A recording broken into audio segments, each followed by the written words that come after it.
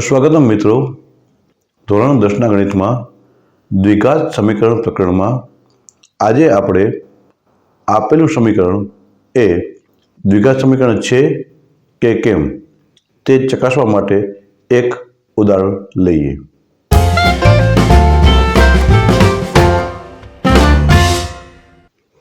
આજનો પ્રશ્ન છે, નીચે આપેલ સમીકરણ દ્વિઘાત સમીકરણ છે કે કેમ તે ચકાસો.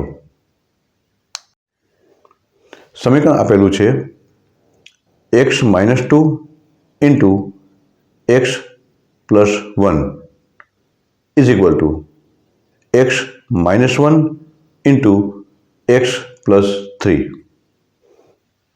આ સમીકરણ એ દ્વિઘાત સમીકરણ છે કે કેમ તે ચકાસવાનું છે. તો ચાલો શરૂ કરીએ.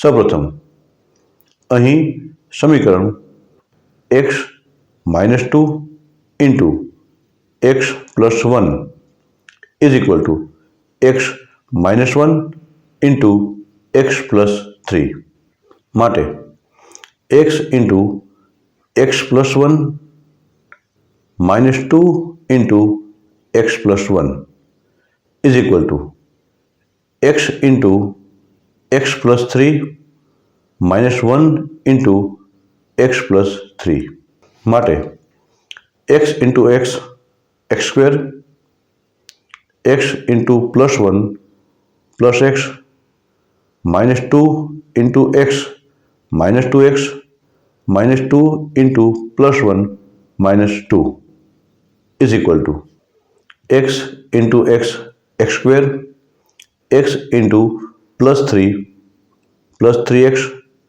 Minus 1 into x minus 1 into plus 3 minus 3.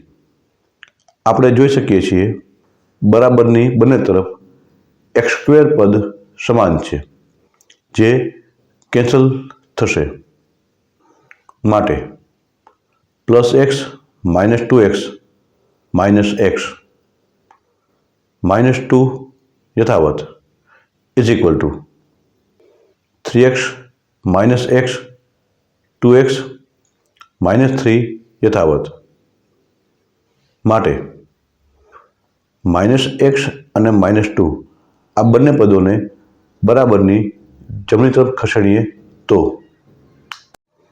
0 is equal to 2x યથાવત માઇનસ x થશે પ્લસ x માઇનસ 3 યથાવત માઇનસ 2 થશે પ્લસ 2 માટે 2x plus x 3x minus 3 plus 2 minus 1 is equal to 0.